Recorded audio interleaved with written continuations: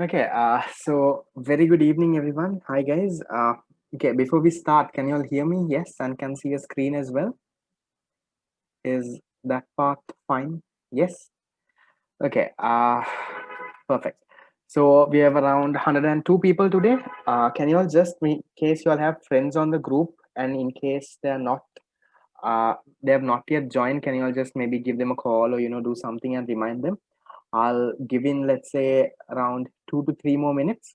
So once everyone comes in, not whether they come or not, I would start, let's say, in another 2 to 3 minutes. So until then, just want to check with you all. So on your revision papers, I think I've sent 11 papers by now, right? So I'll send in the others also very quickly. I'm very sorry I couldn't send it. I was caught up with a few things as well. So I've sent 11. I think there is 6 more papers from unit 1, and then we'll move into unit 2 and 3. I didn't check if every team sent me the unit 2 and 3 paper.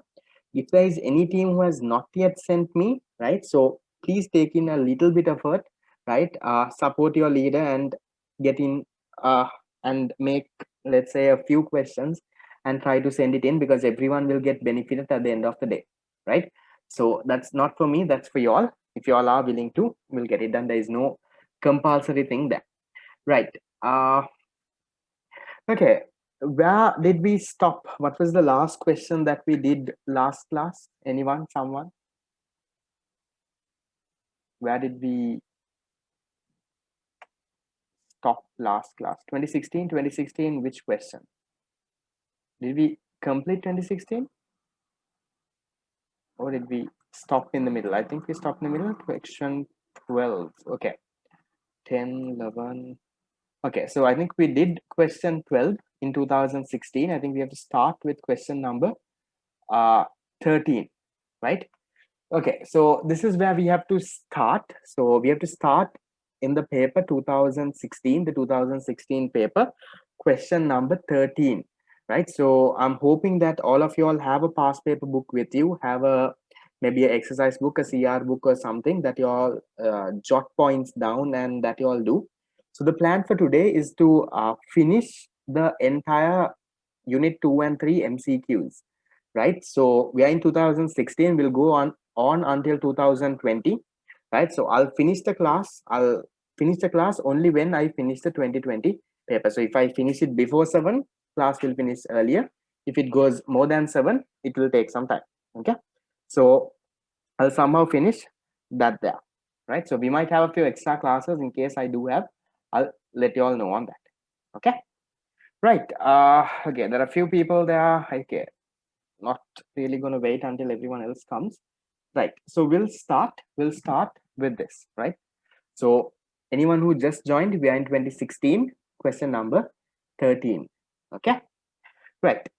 So did you all do the questions? Yes.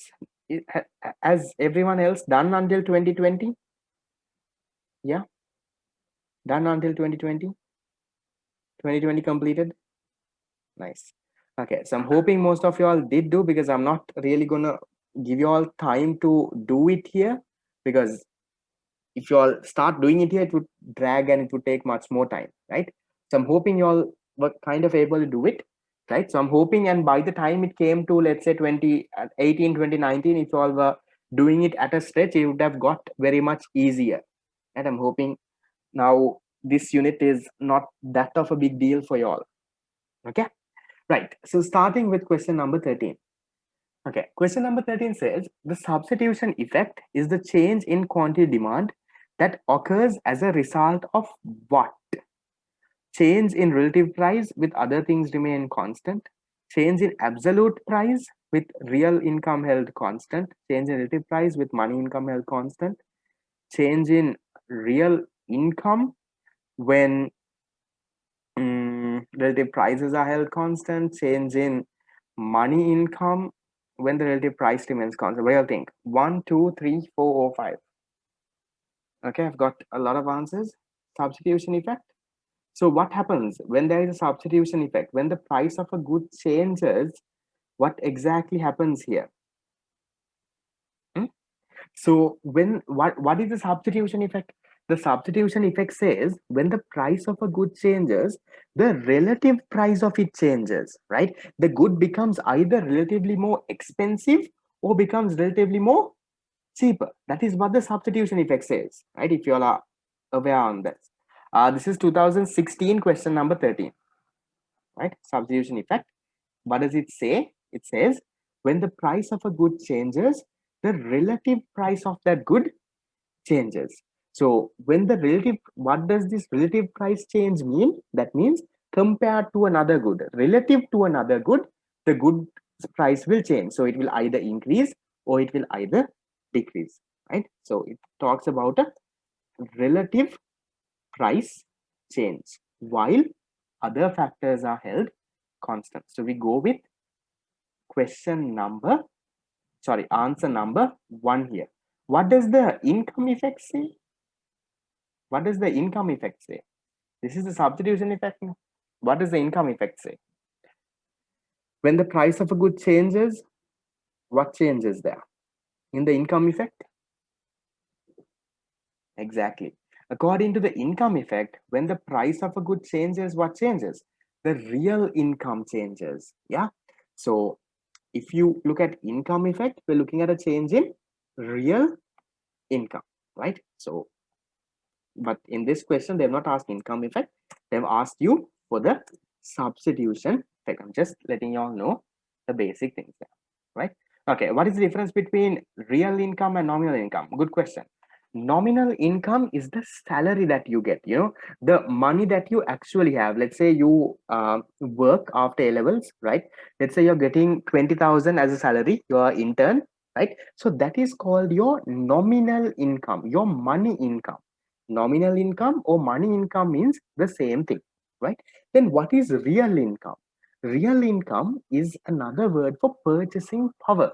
Real income means with the amount of money that you have, how much of goods can you buy? That is what real income means, right? Real income means your purchasing power. Okay, so that's the difference between money income and real income, right? So question number 13, easy one. Done. Go on to question number 14. Okay, so question 14 says the diagram below shows a country's demand curve for an imported consumer good. The government of this country imposes an import duty equal to P1, P2 per unit of output.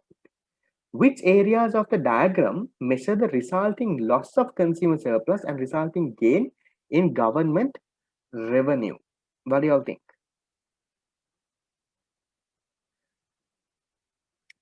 This one? 5? Anyone else answers? Okay, so to explain this question, right?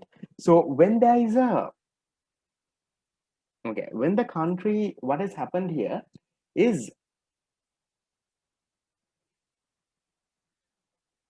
okay, the price was set that there was this country, that country has been importing this good. When they were importing the good, the price was set at P1. Okay, so this was the price area. Okay, this P1 is the price. So how do we find consumer surplus?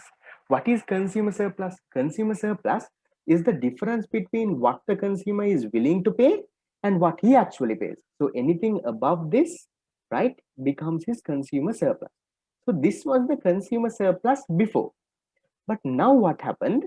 The government came and imposed the import duty. They put in an import duty of this price, P1 to P2. So this difference here is the import duty. So now what is the new price? The new price is P2. This is the new price. So then which area becomes consumer surplus? Consumer surplus is this up part. So what is the loss in consumer surplus? Consumer surplus earlier was A, B, and C. Now consumer surplus is only A. So consumer surplus has been lost by or has been reduced by B and C. Right. So this is the loss of consumer surplus. So in this question, there is no other answer that even talks about a B and a C. So you can directly put number 5. But then I'll explain the government revenue part as well. So when the price went to P2, right, the consumers only bought this much of goods. This much of goods, they paid a price of P2. So this was the tax. This became the normal tax that the government received. This area of B.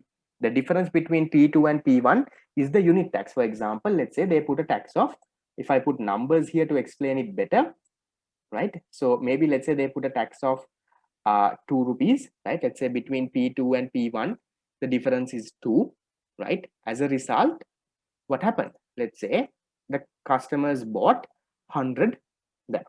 So why is C not a part of tax? Good question. C is not a part of tax because now when the, yes, C can be considered as deadweight loss here. So why is C not a tax? Because when the tax has been imposed, the quantity reduces. Earlier they were buying this much of units, right? They were buying this much of units, but now they're only buying this much. I have just given an example as 100. So how do you figure the tax out? It's 2 into 100. 200 is the tax. I'm just giving numbers to explain. Don't ask me where did the 2 and the 100 come. So that is what that is. So you don't get the C as a tax because they are not buying that quantity. They're only buying 100. It will stop from there. Okay. So that's why the answer becomes BC and the government tax revenue is B. So C becomes deadweight loss. Can you see? Consumer is losing C. No one is getting that C. So C is deadweight loss there. Okay. Right. Okay. What is C? C is deadweight loss. Yeah. Okay. Everyone clear? Fine. Yes. Are you all lost there? No. Yes. Shape. Okay. Perfect. So then moving on to the next question, right? Okay. Can you explain the B part? So the B part here is the government tax revenue. So government tax revenue, what is government tax revenue? So that is government has imposed the duty of, let's say, P1 to P2. So that is the unit tax that multiplied by 100. So 2 into 100. That is how you get the tax. So this comes from the basic, if you know the tax diagram, right? So a basic thing you can figure out from there.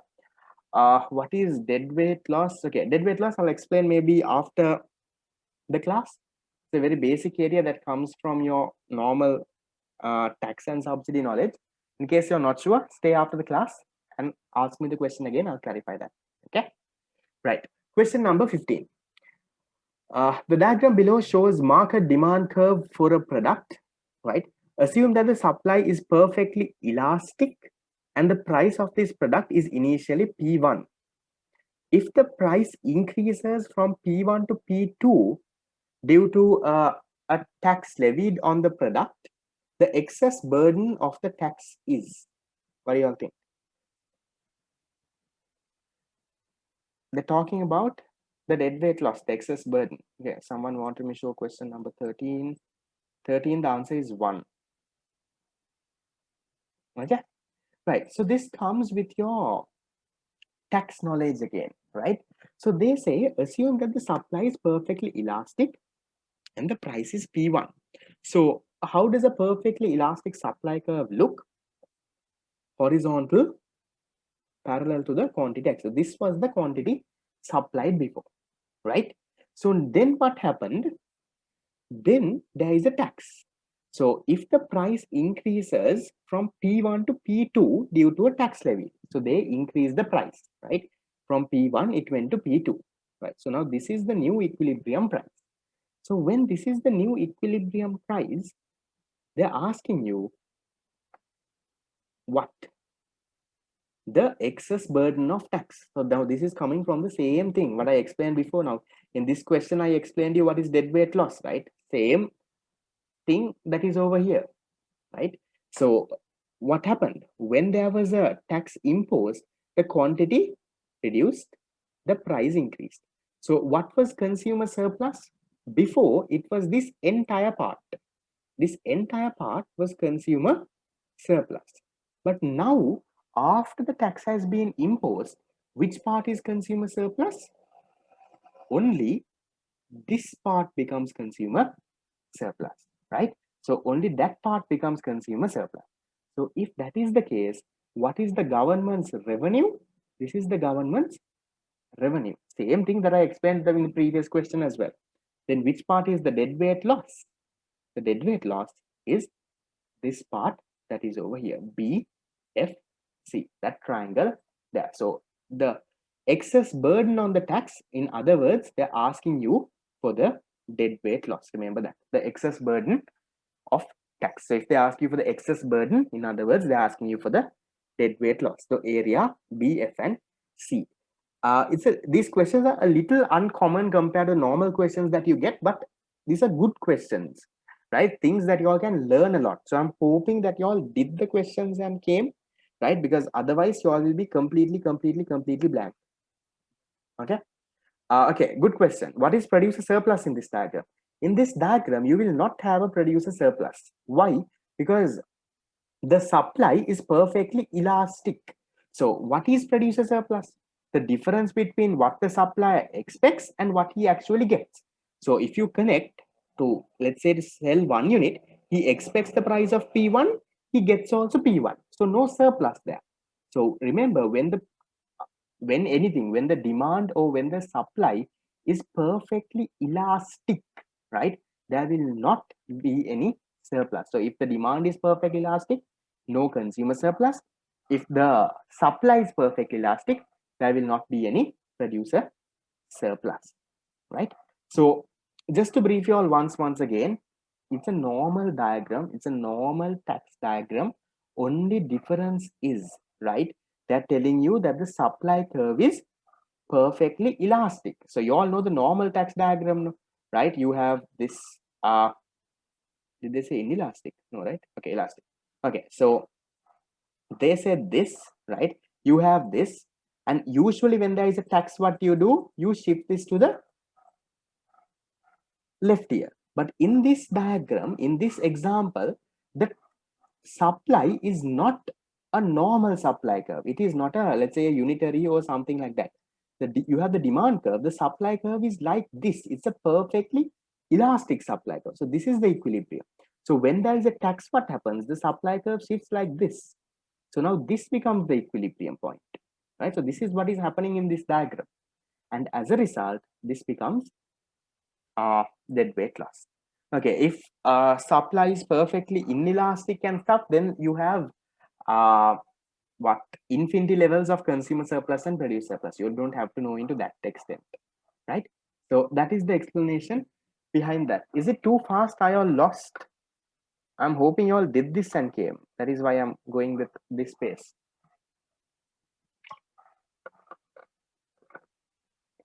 Fine, right? Yes, there can be people who are little lost and stuff. Please, take some time. If it's a revision class student who is lost, please, the recording of this will be there. No? So take some time, watch it over and over again. And also revision class students, right? So if you all are not sure with this, you all are given the chance to catch this up with the 2022 batch, right? So 2022 batch, I'm actually doing unit number 3 now, right? So I've told that before as well. Anyone registered for 2021, if you all want, you all can join the 2022 class for free, right? So that is on Thursdays. I'm hoping you're making use of that opportunity. Given supply is perfectly elastic and there's a subsidy, is there a deadweight loss? There should be a deadweight loss. I'll draw the diagram maybe after the class and explain. Okay, right. Okay, so that's that with 2016. Okay, what chapter am I doing for 21? 21, I'm doing unit number 5. Unit number 5 and 6 I'll finish in this month. Okay, so we'll move on to 2017. Yes. Fine, are we okay with 2016, everyone? Okay, so we'll move on to 2017. So 2017 enables which one of the change in the following factors causes the market demand curve to remain unchanged? Easy one. Which one? Do you all want to have a poll? Which one is the answer? 1, 2, 3, 4, 5.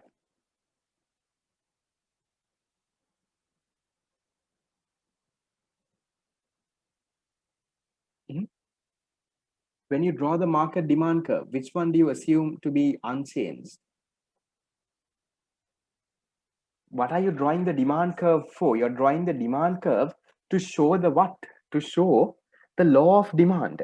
So what does the law of demand says? The law of demand says, right, it's you're showing the inverse relationship between price and quantity demanded when all other factors are constant.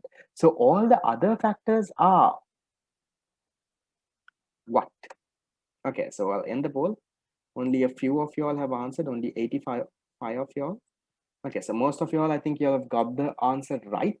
But this is a very basic thing, right? So this comes from which of the following, okay, which of the following, which one of the change in the following factors cause the market demand curve for a good to remain unchanged? So if the population changes, what happens? The demand curve shifts to the right, right? Increase in population or decrease in population, shift to the left. Price of a substitute good, again it can shift to the left and right. Price of a complementary good changes, again can shift to the left to the right. When the income of households changes, again it can shift to the left and right. So the answer here is number 2. When the price of a good changes, does the demand curve shift? No, it's a movement along the curve. So it keeps the demand curve unchanged. So it comes from a very basic knowledge that is there, right? So okay, is that part okay, right? Because I only got 50 correct answers here. There is 150 people here. It's a very easy MCQ. Yes, so you all can, even if you use your common sense, you can figure out the odd one out. No, population, price of substitute, price of complement, income, all of these are other factors affecting demand, right? So this is the main factor. So you can't have any of these answers because all of these answers will affect the demand curve in the same way, right? It will shift either inwards or outwards. But if the price of the good changes, then it will be a movement along that. Demand curve will not change, right? It will be a movement of a point. The demand curve is still the same curve. You're moving from one point to another point, maybe from this point to this point. Okay. So the answer there is number 2. Okay, easy one. Then coming to this. Okay, another very easy one comes from your normal knowledge. Which one of the following combinations of income and price elasticity of demand is consistent with a normal good which has a downward sloping demand curve? Okay, for a normal good, the price elasticity, PED, is negative, right? For a normal good, PED is always negative. That you all know, right? PED for a normal good, right? Because why? When price increases, quantity demand decreases, right? I'm hoping you all have that basic knowledge. So PED is always negative. How is YED? Remember YED for a normal good? YED, normal good, it is positive, right? So YED for a normal good is positive. So that is that. Okay, answer number. Okay, which one gives you this answer? PED negative, YED positive. Okay, answer number 2, right? That is the answer. Easy one, right? Done. Question number 9. Okay, now this is a question that even I asked you all on the group because okay, so 2017 is the paper that PD for all the goods are negative. No, PD for a normal good is negative. For every normal good, yes, it is negative. For given good, it can be positive, but you all don't study that in your syllabus. Okay. Right. So this question now, 2017 is the paper that I wrote A levels in, right? So I remember even when I was writing, this was a question that I had to think a lot, right? So it's a very tricky question, right? But I'll give you an explanation. But to that extent, sometimes you're not really required to know at times, right? So maybe if you all really want to, maybe you all also go to a few classes or you have a school teacher as well. Get the logic behind this answer, right? And see if what I am explaining is different to what that person is saying, right? Okay, so this question says, Suppose there are only two goods, A and B, right? There are two goods, A and B. And other things, including consumers' money income, remain unchanged. So nothing is changing. If the price of good A falls, right? There is two goods, good A and good B, right? So you have good A and then you also have good B, right? So what are they saying in this? According to this, they're saying there are two goods, right? Good A and B. The price of good A is falling, right? So they're saying the price falls, right? So good A's price fall. And then they are saying the demand for good B increases, right?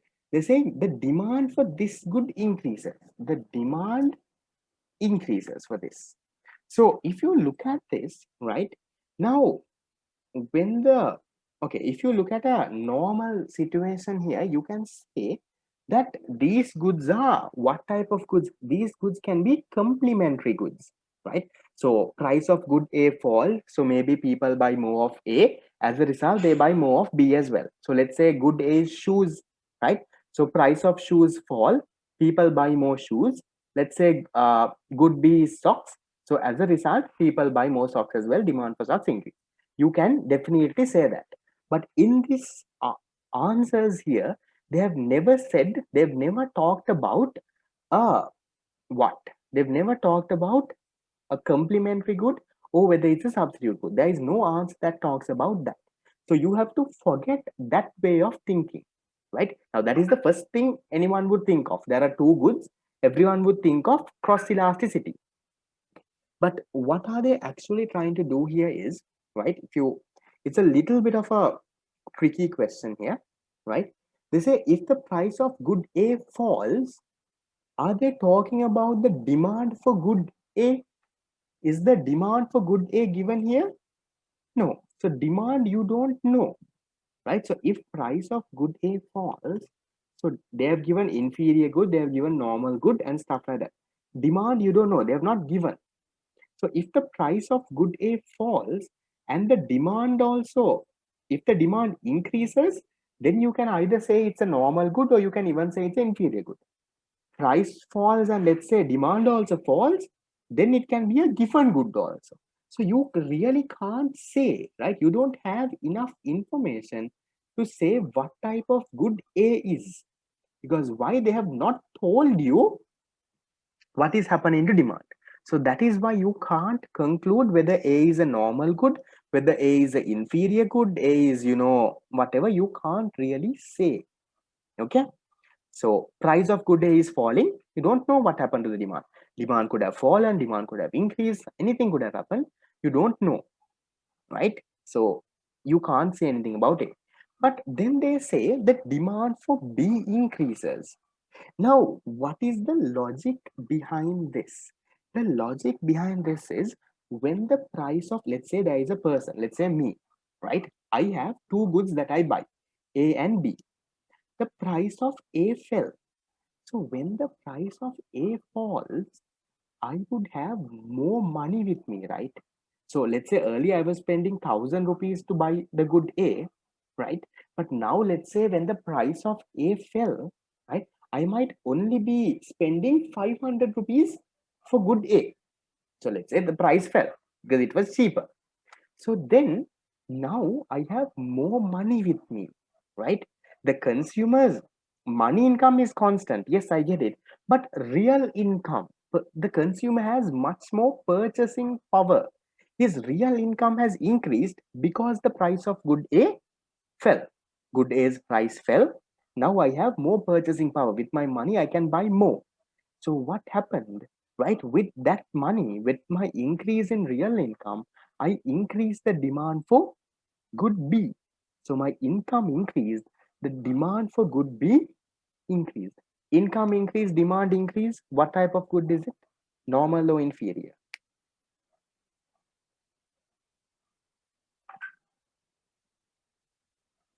Hmm? Exactly. So demand, your income increases and your demand also increases. It is a normal Good. So good B, that is why it comes as a normal good. Now this is something, trust me, even when I was doing LLs, I couldn't figure this out. Right now, this how I figured it out.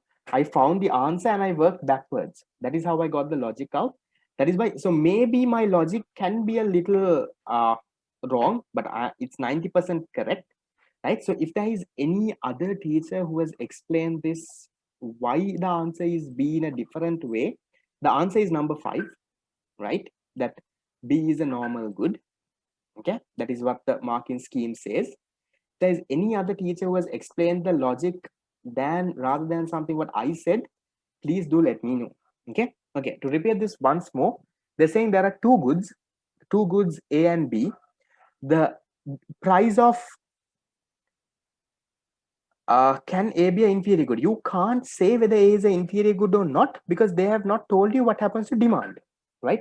So price of good A falls. Now price of good A falls if, right, now understand this, price of good A falls if the demand of good A increases. If the demand increases, then you can say it's a normal good. Then you can say it's an inferior good. Okay, I'll explain this. Price falls, right? If they say quantity demanded of A increases, now when QD of A increases, what happens? So it can either be a normal good. For a normal good also, when price falls, QD increases.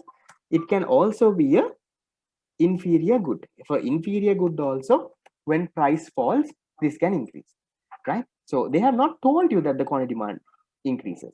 If the quantity demand decreases, then it would be a given good. If the price falls and quantity demand also falls, then it would be a given good. But you can't really say, because why? They have not told you. They have not given you information whether this is increasing or decreasing. So even if you assume that it is increasing, normal, if price fall, quantity demand increases, right? So quantity demand will increase even if it's a normal good, quantity demand will increase, even if it's an inferior good, quantity demand increase. Normal goods and inferior goods both comply with the law of demand. So price falling, it can be any of this. So you can't really say whether it's a normal or a inferior. That is why I didn't not touch on A. I can't properly say what A is. But then they are saying when this fell, the demand for B increased.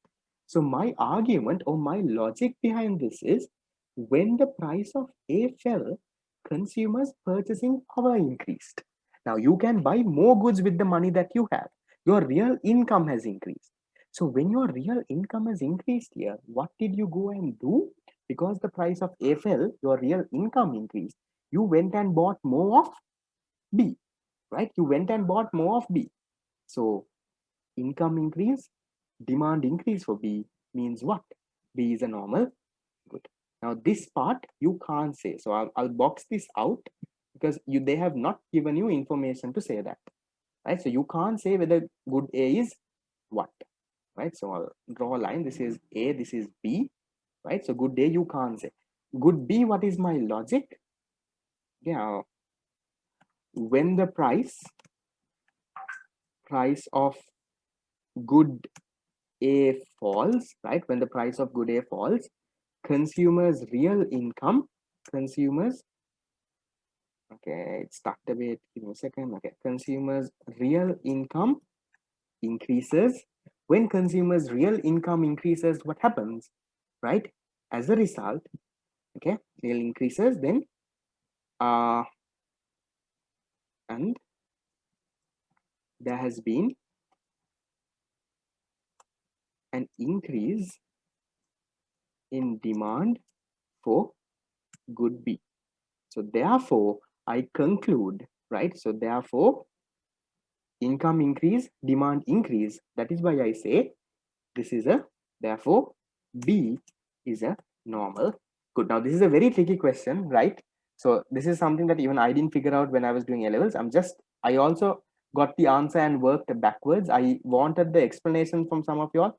Even that explanation is not that clear, but this is all what I can think of right now. This should be the logic, right? So what you all really can do, maybe check with another teacher, see if another teacher can give you a better explanation than this, but I'm sure this is what they will tell as well. Okay, are you all okay there? Yes, no, SIP. It's a good question. It's a very tricky question. Can we move on? Yeah. Okay, nice. So we'll move on to question number 10. Yes, consumers' income remain unchanged. As I said, consumers' real income change. So when they say income here, they're talking about money income. So money income is a little, money income is constant, but the real income is increasing here. That's what I'm saying. Real income means your purchasing power, no? That is increasing. So that is what I'm trying to explain that. Okay, that. So then going on to question number 10. Okay, so question number 10, what are we doing here? Here it says, okay, this is an easy one. You need a little bit of math knowledge, right? An increase in the price of rice has caused the demand for bread to rise by 30%. The cross elasticity of demand between price and bread is 3. Which change in the price has brought this about? Okay, how do you work this out? So you have to work this out with the PED equation. What is PED? PED equals change in QD, change in quantity demanded divided by the change in price, right? Change in price. So according to this question, look at this very carefully, right? So have they given you answers here? They've said PD is equal to 3. That is being given. The change in QD, they have not given. Have they given? Yeah, no, they've given. That the change in QD is a plus 30%, right? So there is 30%. So then what should be the change in price, right? The change in price should be a 10%. XCD, is it too good? Sorry. Yeah, sorry, XCD. Increase in the price of rice. Yes, two different goods. Okay, so this XCD, change in quantity demand of increase in price of rice has caused the demand for bread. Okay, so change in quantity demand for bread. This is the change in quantity demand for bread. Okay, change wrong spellings. Change in price of what? Rice. Okay, so this is the XCD equation.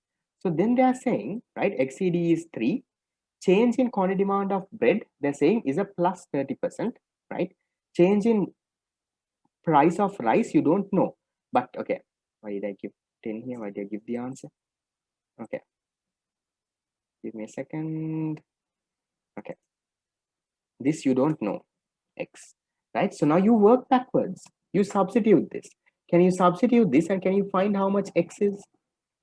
How much do we get? The change in price of rice. Change in price of rice? Simple, right? You move it around. So change in price of rice becomes 10. So the percentage change. Rice changed by 10%. There is a 10% change in the price of rice, right? So price of rice changed by 10%. Now check in your answers which of this gives you a 10% change, right? So we'll work backwards. Okay, when it goes from 80 to 90. So if the price was 80, what is 10% of 80? Anyone? 10% of 80 is 10% of 80 is 8. So then if price went from 80 to 88, then you can say there is a 10% change. So not that. So this is not 10%. If it's 80, it has to go to 88. Wrong. So if it's 60, what is the 10%? 10% means 6. So from 60, it has to go to 66 then. Even that is wrong. Here then they have 80. 80 can't go to 85. 80 has to go to 88. Not a 10% increase. The fourth one, if it's 70, it has to go to 77. 7 is only 10%. So again, not a 10%. So here can you see the fifth one, from 80, you're going to 88. So that's a 10% change. That complies with this. So that is how you work this answer. What do? You start with the XCD equation. You find what is the change in price, right? I'm explaining this again. You start with the cross elasticity of demand equation, right? XED, percentage change in condiment, percentage change in condiment of bread, percentage change in price of rice. They have given you this, they have given you this. This is what you have to find, right? You find the X, you get the price of rice changed by 10%, right? You work out, you find what X is.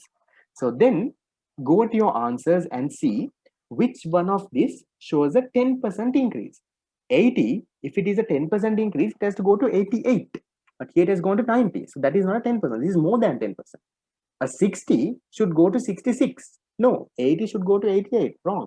70 should go to 77. Wrong. But look at the fifth one. 80 is going to 88. That is showing you a 10% change there. Right? That is why that's the answer. Yes, fine. Basic thing is that. Okay. Done. Why should 80 go to 88? Because we got here as a 10% change. We substituted and we found X. No. So X is saying rice is changing by 10%. So I'm finding a 10%. Which answer is giving me 10%? So what is 10% of 80? 8 rupees. So 80, if it's a 10% increase, it should go to 88. 70, if it's a 10% increase, it should go to 77. Right? That is why this is the only answer that gives you a 10% change. Okay. Okay, guys. I'll tell you all one thing here, right? Now, first of all, let me make this very, very clear, guys. There can be some people who are lost and who are a little clueless. Okay, increase my volume. Guys, can others hear me clearly or is it low? Lower than usual, or is there anything wrong, or is it okay? Fine, right? Low? Okay, guys, I'm not very sure if I can do anything here. Okay, so if it is low or something, what you ideally can do is maybe leave and join. Sometimes, once you're in the meeting, and in the meeting, sometimes if you are in a call or something, that can happen, right? So just check if it's low for everyone. Let me know. I'll try to do something, but so far that is all I can do. Okay, right. Just doing this. Okay, so to let you all know on this, right now, remember, okay, I want to let you all know what exactly is this program and what are we what is the objective of this, right?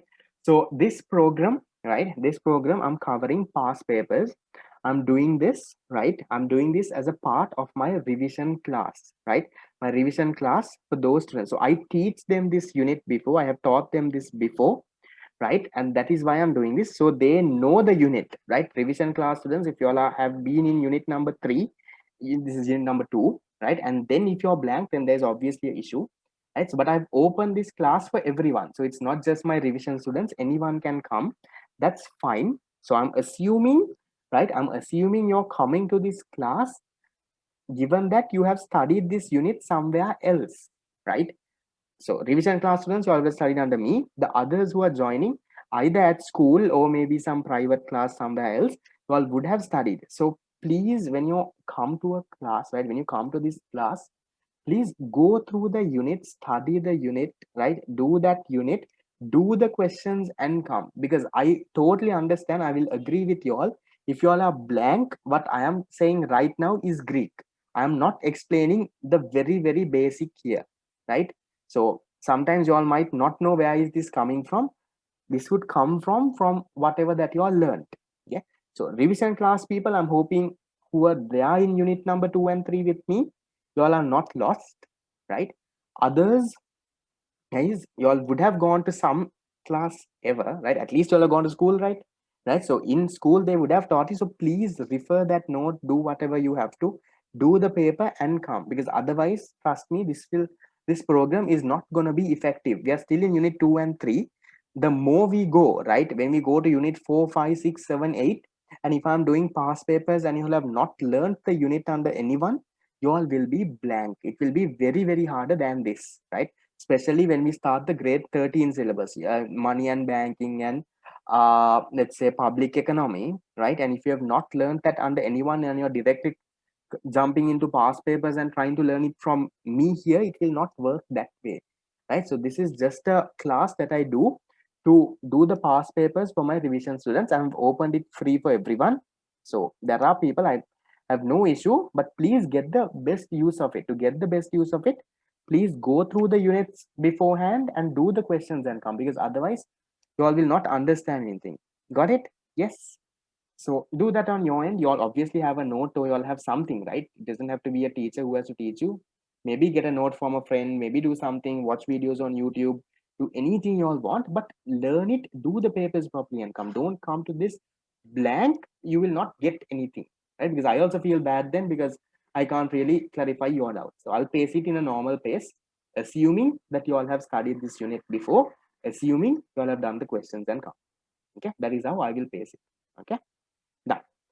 So question number 11, right? Which of the following is true in the market for a certain product if producers consistently are willing to sell more at the going price than the consumers are willing to buy? What are they looking at? Producers are consistently willing to sell more, but consumers are than what consumers are willing to buy. So what do you think is there here? So if you look at this, right, they're talking about what? They're talking about a price flow when the price is set at this level. Now, if you all don't know a price flow, there is a problem there. So I'm not going to explain what a price flow is, but if you all can figure it out that a price flow is this, then this class is worth it. Otherwise, I'm sorry, you all are lost.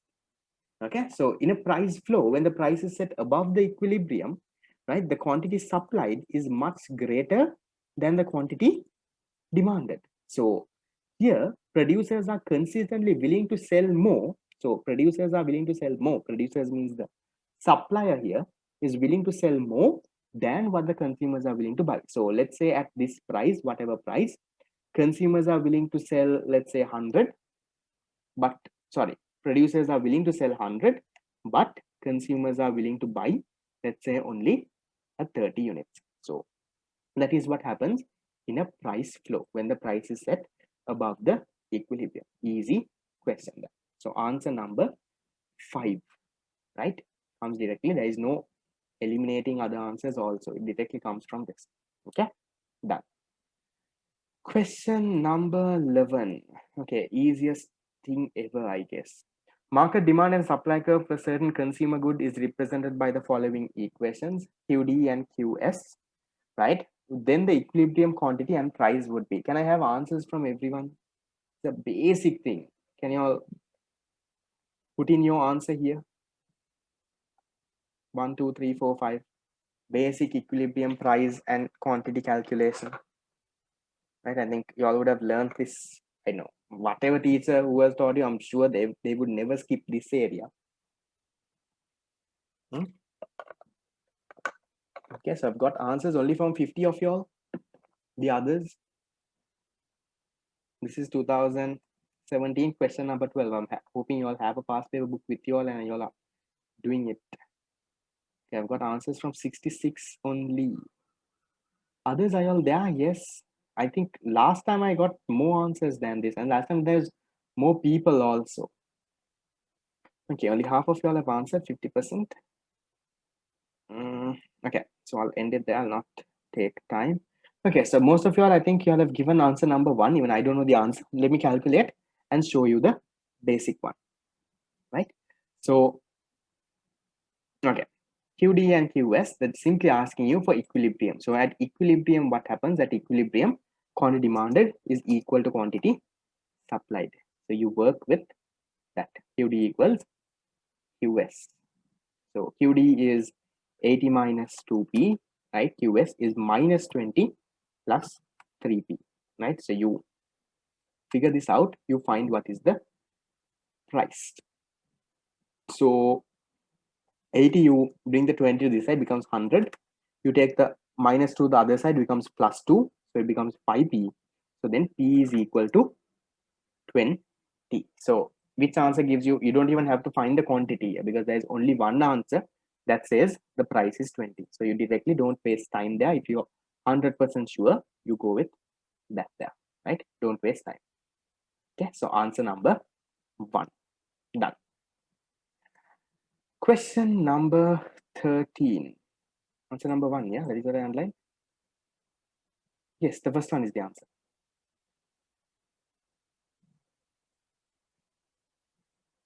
Okay, done. So question number 13. Okay. Yes, I would have done it. Okay, who is this? Okay. Definitely, I would have, it would have been one of the easiest questions ever. Okay, question 13. Diagram below represents a competitive market for a certain consumer good. Now remember, when you see a diagram like this, don't get scared. Okay. So then they say, okay, a specific tax is levied on the product in this market by the government. The producer surplus after the tax is the area what? So there is the supply curve. Think this part is the unit tax, this area between these two. So where do you think the curve would have gone? This is the supply curve before. So before the tax, which area is this? Before the tax, there is, okay, before the tax, producer surplus is CEF, that all of us know. But now, how do you figure out the supply curve after the tax? Now, that is a little bit of a tougher question here, right? So what you have to do is first you have to know where your supply curve is. So your supply curve goes from here. Remember this, if they have said that this area is the tax. So you all know this upper price is the equilibrium price. So the new supply curve should have gone through this, right? So it would have gone like this. Correct. It should be a parallel curve. I'm drawing a curve bad, but it should be a curve like, okay, bad curve, something like that. Yes, that would have been the supply curve. So remember then, how do you find after that? So this is the new supply curve. You draw a line down, right? You find this. So this box becomes the government tax revenue, B and C.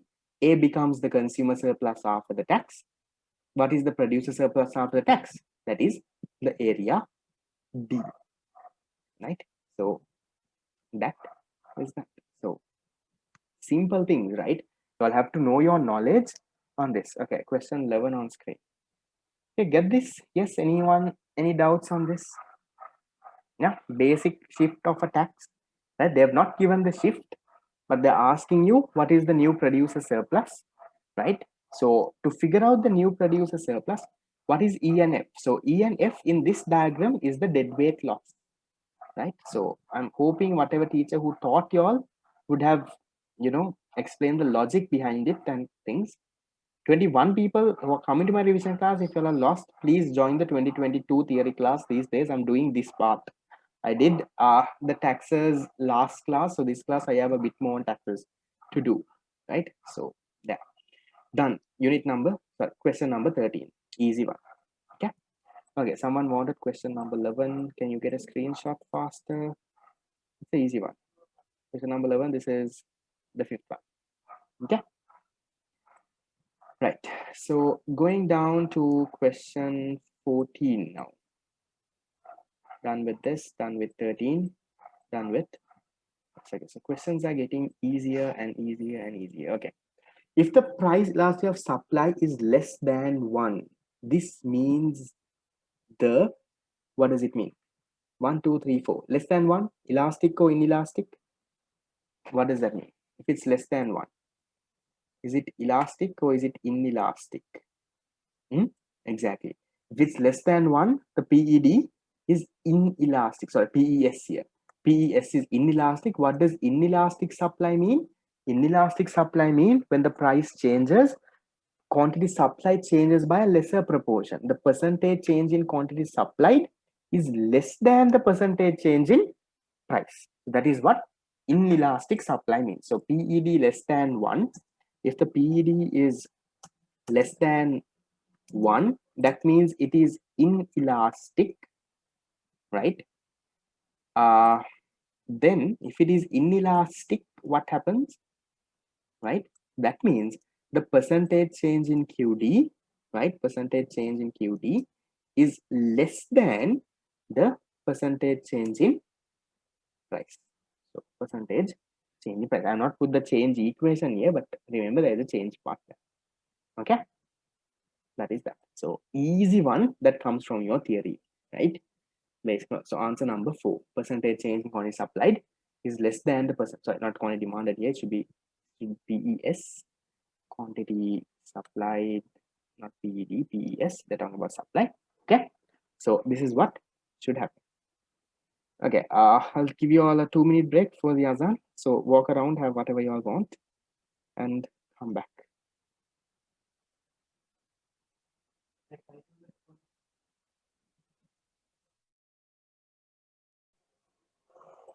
Okay, so done with this question number 15, excess supply 20 units. Then we come into this. Okay, no, that's it. No, okay, that's it with that paper. We'll then move on to the next paper. That. So what is the next paper? Okay, the next paper I think is the 2018. Right, I'll do this paper. I'll give you all like a 5-minute break. We'll do this fast, and then after we'll have 3 more papers to do. Okay, so we'll move a bit faster now. Okay. 2018 question number 7. So guys, if you all have done, please put in the answers on the chat box so I know that most of you all have answered it, right? Because otherwise I'll take time to explain it. Okay, 2018 question number 7. Which one of the following is most likely to happen in the market for good X if the price of good X decreases when other things remain unchanged? So when the price of good X decreases, if all other things are unchanged, what happens? The quantity demand for good X will increase. Quantity demand will increase or quantity supplied will decrease. So do we have a quantity supply decrease answer? No. But we have a quantity demand of good X will increase. So that is the answer. Direct theory, basic law of demand. Whether you know that there is a negative relationship between price and quantity demand when other things are held constant. Yeah, that is the 4th one. Easy as ever. Moving on to the 8th one. Okay, when a demand curve is drawn, the assumption is that quantity demand always increase as price falls, quantity demand always decrease as price falls, change in price do not influence supply, price elasticity of demand is not weighed on anything. So which one is the assumption here? So when the demand curve is drawn, our assumption is, right, that all other factors affecting demand are held constant. They're remaining constant. That is price of substitutes, price of complements, consumer income, right? All of that is held constant. So that is why the 5th one here is the answer. But if you look at the first one here, it says current demand always increase as price falls. That can be true, but not always. Normally, you all know if the price of a good falls, yes, QD increases. True. But if you look at a given good, right, for a given good, you have an upward sloping demand curve. It has a positive relationship between price and QD. So when the price falls for a given good, the quantity demanded would actually fall. So let's say you were at this point. If the price fell, you would go to this point. So this always word here is why that is not there. But anyway, they're asking for the assumption. The assumption is this. Yes, demonstrative goods also. But usually you explain it using given goods. Okay. So 5th one there. Okay. Question number 9. In a market for a good, quantity supplied and quantity demand are respectively given by QS. Okay, given good I'll explain after class. QS and QD. P is this. A change in the product tax on the good makes QS . How will the change in the tax affect equilibrium price? Fall, increase, 1, 2, 3. Giving me answer number 2. It will rise by 2.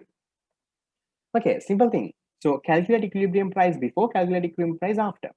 So equilibrium price before the tax is 240 minus 2p is equal to minus 30 plus p. This is the price before. So then 240, okay, I'll take the 30 this side, 270 is equal to 3p. So equilibrium price before is equal to 90 rupees. What is the equilibrium price after? You have taken the new supply equation now. So QD is 240 minus 2p, right? Then the supply equation they're saying is minus 36 plus p. So minus 36 you take into the other side becomes 276 is equal to 3p. So p is equal to 276 divided by 3 is 92. Yeah, so 92 rupees. So what is the change in price? Price earlier was 90, now it's 92. So what happened? The price increased by 2 rupees. First things first, you know, when the tax is there, equilibrium price for sure will increase, right? When there is a tax, equilibrium price will always increase, it will not decrease. So that is one. And then by how much? How do you figure that? You have to substitute and figure it out. So rise by 2. Okay, that is that. So then you go on to question number 9. Why can't we compare the A value? Yeah, you can do that as well, but I'm giving the logic behind it, how you actually figure it out. If you are really smart enough, you can compare this is 30, this is 36, this is what happened, and then you can do, but that will not make real sense. You can get confused. That is why I did the normal calculation that we do. Okay, so that is that. So it will rise by 2 rupees. Done. So then you have this question number 10.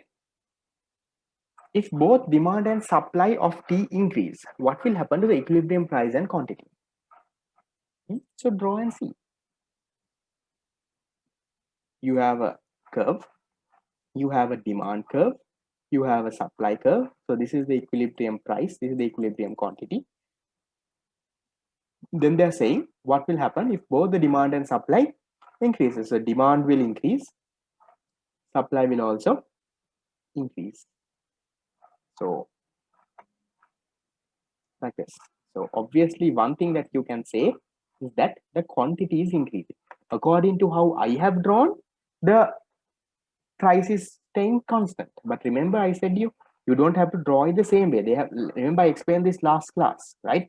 The change in price, or the change in this demand and supply curves, they have not said it changes equally. No. So if I draw my supply curve like this, right? So then the price has also increased, quantity also increased. If I draw my supply curve somewhere like this, then the quantity has increased, price has fallen, right? So you can draw the supply curve in different ways, supply or the demand curve, right? So they have not really said which quantity or how is it actually being changing. So therefore you can't really say what is happening to price. So price change we say is indeterminate, but quantity you know for sure is increasing. So comes there. Something like this I explained in my previous class also. Yeah. Done. Okay, easy one. Question number 11. If the demand for milk increases whenever person's income increases, then milk is an example of inferior free normal merit given. Easy as ever. Income increases, person is buying more means what type of good is it? It's a normal good, right? Income increases, people buying more, right? Normal good. So answer number 3 there. Easy as ever. You will not get questions as easy as this. Okay. You can get a screenshot of this, but I don't know to what extent you will understand the screenshot. If you were listening to me, you could have drawn this. Just check. Okay. Question done. Easy one. Okay. Okay, nice one. This again comes from our, one I taught you in the first class, PED and total revenue relationship. Okay, they say assume that the demand for a certain firm's product is perfectly inelastic. Demand perfectly inelastic. Demand will not change at all. Okay, so what will be the effect on the firm's revenue if the firm increases price by 6%? So if price increase by 6%, what do you think? Here, obviously, when it's inelastic, when the price increase, total revenue also has to increase. That is number one. But remember, when it's perfectly inelastic, right? So how will a perfectly inelastic demand curve look? Like this, right? So let's say you had the price at 100 rupees, right? Let's say the price earlier was 100 rupees, right? So 100 rupees, let's say people bought 10 units. So what was your total revenue then? Your total revenue was 100 into 10. So 100 into 10 was your total revenue. That is equal to 1000. So now what happened? The price increased by 6%. So 106% increase means it will go to 106. So here I'll say 106. So when it is 106 also, can you see when it's perfectly inelastic, the demand will not change. So now what is the total revenue? Now the total revenue is 106 into 10, that is 1060. So 1000 to 1060, how many percent has your income increased by? How do you figure out percentages? To figure out percentages, you get the change divided by the old amount. So 1000 became 1060. What is the change? Change is 60. What is the previous amount? That is 1000.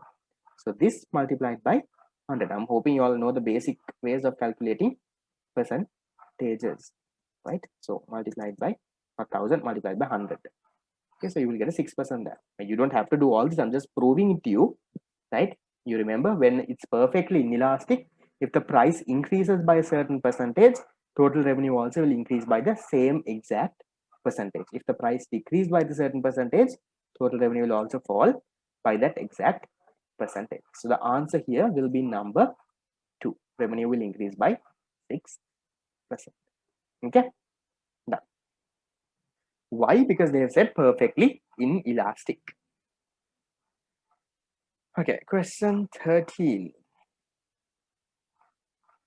Okay, question 13 says, in a competitive market for cinnamon, 10 million kilograms were sold for rupees 900 per kilogram in 2016. In 2017, 10 million kilograms were sold for 800 per kilogram. Which of the following changes in demand and supply could have caused this outcome? Now, this is something you can't memorize and uh, do this, right? So what you should do is you have to draw your curves, right? So you draw your demand curve and supply curve and see, right? So you had a demand curve. My diagram is bad. Okay, so you had a demand curve, right? You had a supply curve. They were saying you were selling 10 kilograms, 10 million kilograms at a price of 900.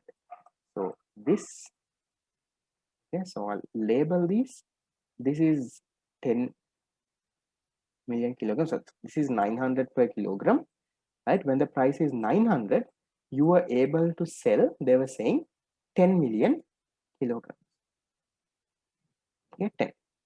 This is quantity now. You all know the two axes in the price and quantity, right? Then they are saying in 2017, 10 million kilograms of cinnamon was sold for rupees 800 per kilogram. So 10 million at rupees 800. Try to find that point. That point is somewhere around here. So how could you do that? How can you now? Earlier equilibrium was this. Now 10 million, if you're selling at 800, how can you go here? So one way I can figure out is that if this demand curve fell,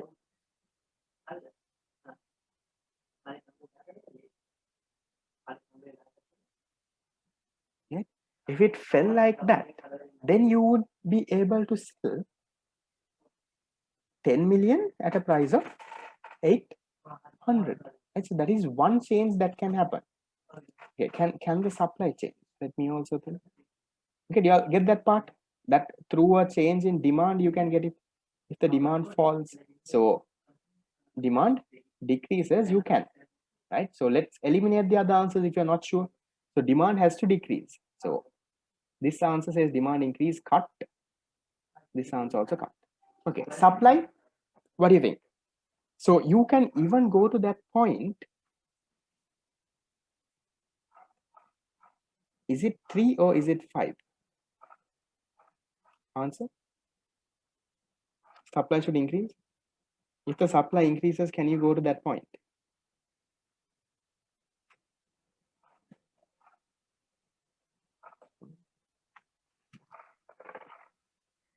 3, 5,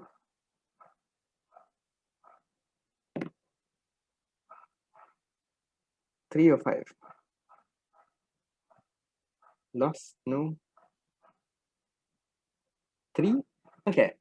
Most of y'all are telling me 3, but can we think?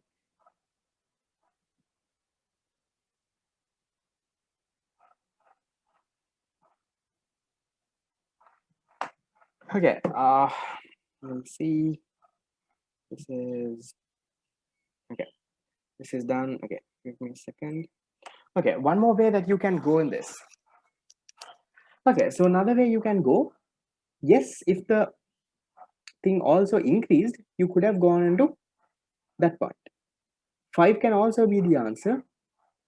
If the demand only shifts, the equilibrium point doesn't end at 10. If the demand only shifts, so you have a 10 kilograms, 800 per kilogram. This you can supply. Okay, what does the answer say? The what does your book say? Book says 3 or 5. Book says 3. Okay, book says okay. We'll figure out a way. So 1 definitely, demand decrease for sure you can, right? So we'll think. I'm also wondering how exactly can you do with the supply decrease. I'll remove this. Okay, so you have to come into a point here. No, you have to come into a point. They're saying 10 million kilograms were sold at 800. So the price has to be 800, right? This has to be the price. This has to be the quantity. So if you increase the, okay, so check equilibrium point when only demand shifts. Okay, so when, okay, wait, when only demand shifts, my equilibrium is wrong.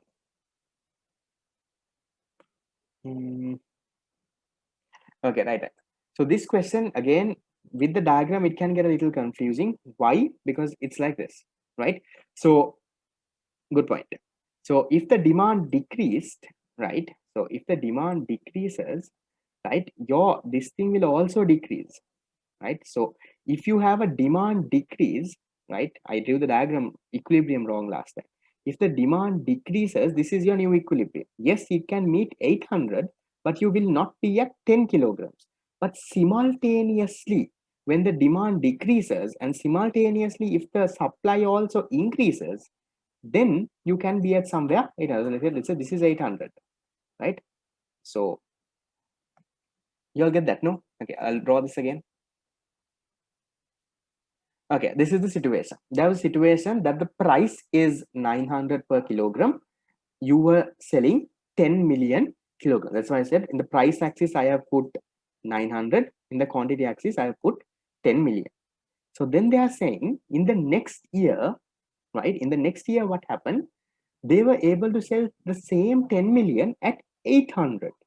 So 10 million at 800. So the new equilibrium point is this, somewhere around here, 10 million, 800. So you have to figure out 800 here. So now this 800 will happen. You can't get this 800 by only a change in one of these curves.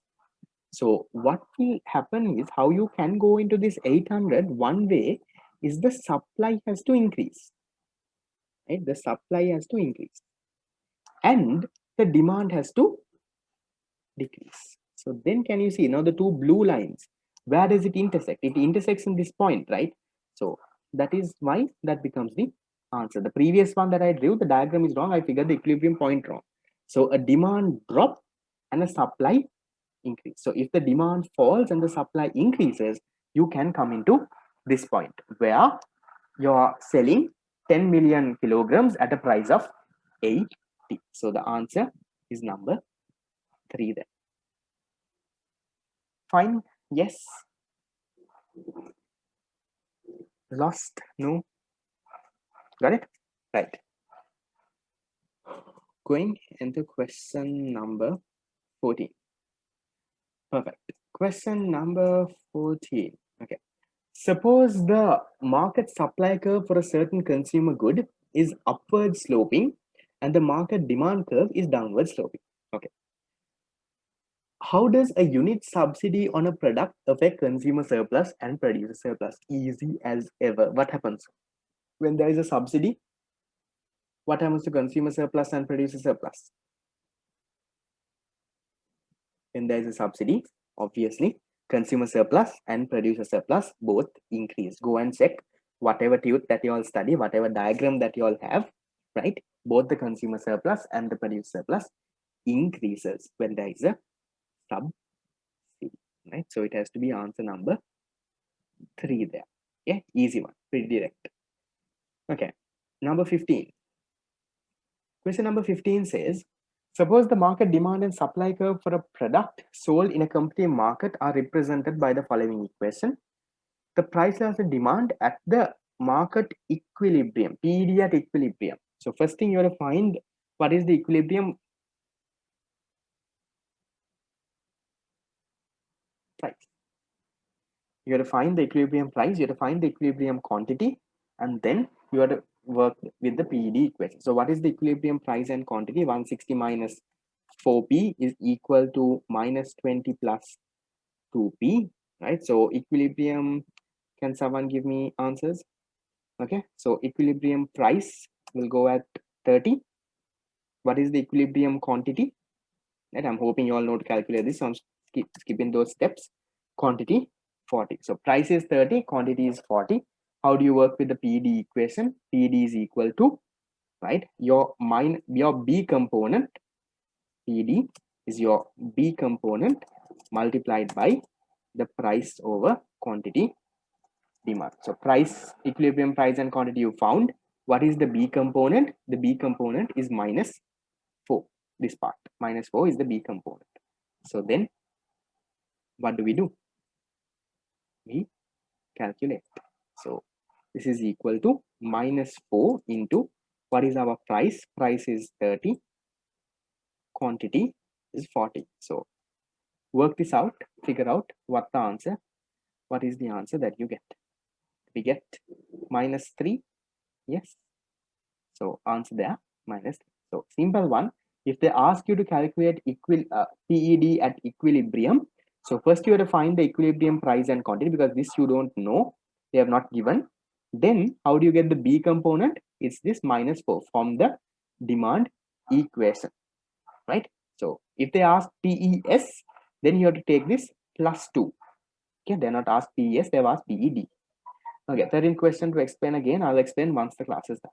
Okay. Okay, so that part is done.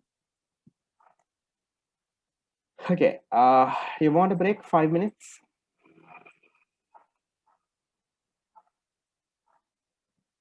No? Can go? Okay, so I'll give you a 4-minute break. No, I don't think I can finish this before 7. It'll go a little bit more than 7. So there is... Okay, do you all want me to discuss the 2019 whole paper? Okay, so I'll give you all a break of, let's say, 5 minutes. Now it's 6:22. Come back by 6:27. Okay, done.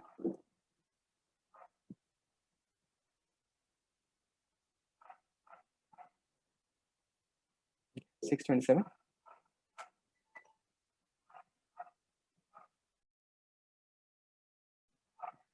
Okay, done. Back. Yes, no?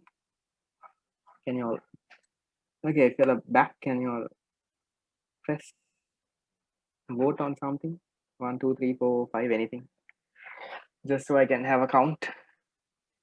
Okay, guys, all are back. Okay, there's only 132. Some people are gone. 37, 38.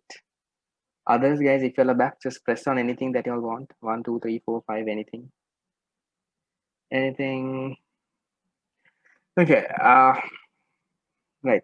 So I think half of you all are back. The others, I'm not very sure if you all are. Okay. So, right. Okay, 2019, the old one we have to do. Okay, anyone who has done this paper, have you all done this, or shall we skip this off? Shall we do 2019, the new syllabus one? Okay, has anyone done this? Yes? No? Not done, right? No one is done? Okay, one person is done. Okay, so we'll go through this faster. Okay, but I think this has a, I'm not very sure. Okay, we'll do 2019 and 20, and then if we have time, we'll come back to this. Okay, so it's the same questions, don't worry about it. Okay, we'll skip this 2019 old paper, we'll do the 2019 new one. Okay, because most of you all have not done. Yeah. Okay. So 2019 new question. Okay. Now this is a very important question. This is a kind of a tougher question, right? So I'll send the paper, guys, after the class. 2019 old paper if you all don't have. Okay. Right. So this question, there is a big theory behind this, right? The income effect, the substitution effect, the price fall, inferior, normal, given, right? There's a huge theory behind this. So I'd want to teach you all that part. So 21 revision students, I've not taught you all this in the class. I was waiting for a question to teach you all this. So this is the time that you all will learn this as well. There is something called, right? First, remember, okay, so if you all are knowing this already, I think you are at a really good level, right? So you have something called the price effect, right? The price effect is a combination of, so when this changes, right? When the price changes, the quantity demand changes because of what? The substitution effect, right? The substitution effect and the income effect. So the total price effect is a combination of the substitution effect and the income effect. Is that part fine? Yes. Normal, PED, right? Now, so then what I want to let you all know is this. Now listen to this very carefully, right? I'm pretty sure 99% of you all don't know this. And some teachers also teach it wrong. In the teacher's guide also it is wrong, right? So listen to this very carefully. I'm not going to spend too much time re-explaining. Get it right the very first time. Okay. First, we'll look at a normal good, right? A normal good. Normal good. Normal good. So I'll have the price effect, right? So price effect, in other words, means the overall effect, right? I'll teach, once I do this thing, I'll understand the overall effect. Okay, my thing is getting a bit stuck. Give me a second. Okay, we have the price effect. We have the substitution effect. Okay, substitution effect, and then we have the income effect. Right.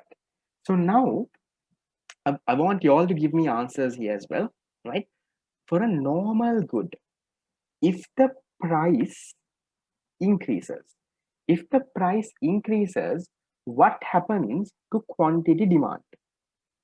If price increases, quantity demand decreases, right? Come follow with me. Decreases, right? So in other words, I will say, right? I will say decreases, or another word I will say the price effect is negative, right?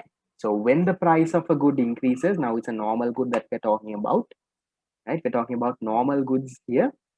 Normal good, when the price increases, the quantity demand decreases, right? So I'm saying QD goes the other way around. So it's negative. So for decrease only, I'm saying negative. Okay. So then why does the quantity demand decrease?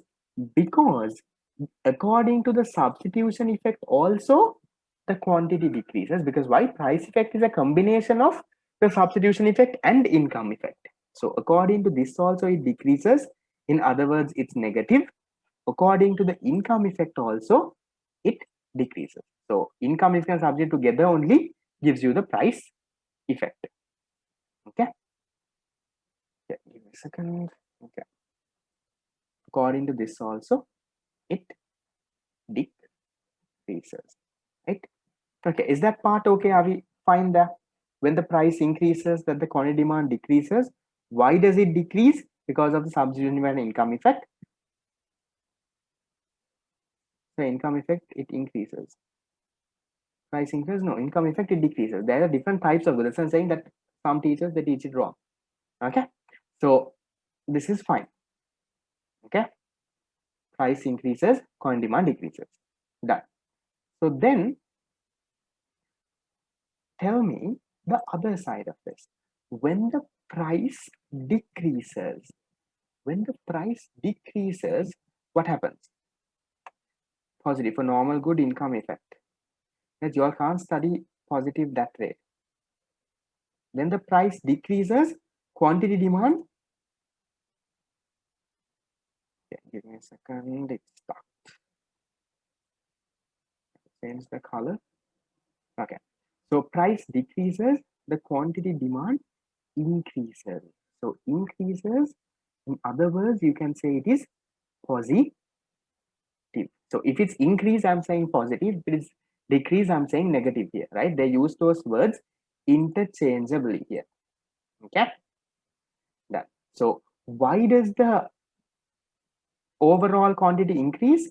Because according to the substitution effect also it increases, right? It is positive here, and according to income effect also it increases, right? So that is that. This is okay. You'll get that part.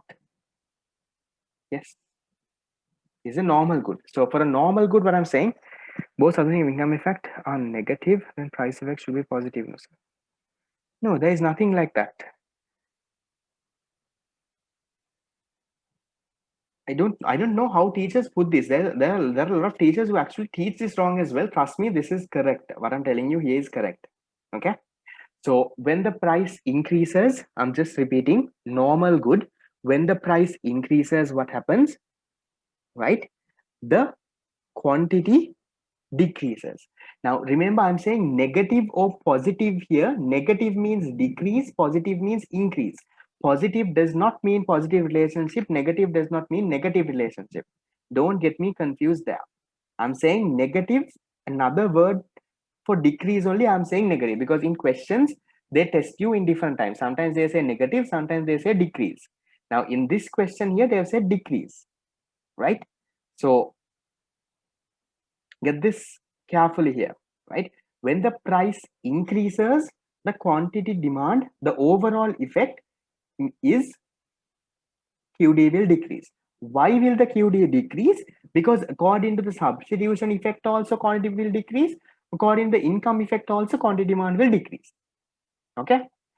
When the price decreases, overall QD will increase. So there's a positive effect there, positive price effect. Why does it increase? Because according to substitution effect also it increases. According to the income effect also it increases. That is why overall also it increases. Is that part clear? Guys, if you have studied something, if it does not go with what I am saying, forget what you studied. Because surely there is a mistake that you all have done there. You can't say normal good substitution effect is positive or negative. It will depend on whether it's a price increase or whether it's a price decrease.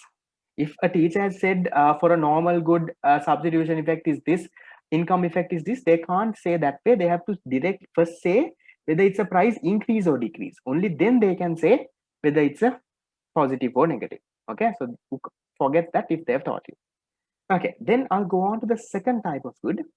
That is a inferior good. We'll move on to a inferior good. So second type of good. So let me copy and paste all these once again. Inferior good. Okay, so for the inferior good also, we'll look at this. So we look at normal good, we look at inferior good, and we look at given good. Okay, give me a second.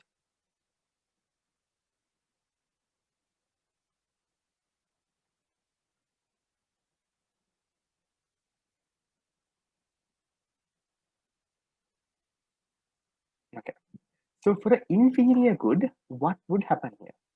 For an inferior good, now listen carefully, right? If the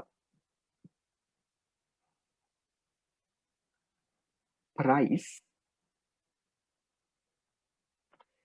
okay, this is, if the price increase, right? So for an inferior good, if the price increase, what will happen to quantity demand? Inferior good, price increase. Inferior good also complies with the law of demand. So if the price increases, quantity demanded will decrease. So overall, okay, I'll put it in blue, right? The overall effect would be a decrease. Remember, inferior good, complies with the law of demand. It goes with the law of demand, right? So decrease, right? In other words, here I'll say negative. Price effect is negative. So why is the price effect negative? Because the substitution effect, according to the substitution effect, right, it is negative. It decreases, right? So it decreases. It is negative, right? Price increases. According to substitution effect, demand should decrease, but the income effect here is positive. According to the income effect, it says, right, you all don't have to know the logic behind all of that, but I'm just telling you all this. Remember, according to the income effect, it should increase. Now see, okay, what actually happens here? So the overall price effect, right? The overall price effect, now we'll say, okay, inferior good, right? Price increase, let's say it's a ceiling fan. Let's say ceiling fans price increased by 100 rupees. When the price increased by 100 rupees, let's say the quantity demanded fell by, let's say 1,000 people. So quantity demanded fell by 1,000. So why is this quantity demanded falling by 1,000? It is falling by 1,000 because according to the substitution effect, it, for example, is falling by 1,500, right? The substitution effect. But according to income effect, it is a positive. It says increase by 500. So what actually happens here is the negative substitution effect is much stronger. It is stronger than the income effect here. That is why overall you have a decrease. Can you see? This 1,500 negative is much stronger than the positive force. So overall, you have a negative thing. So what you can jot down here, the substitution effect is more powerful than the income effect. You get that?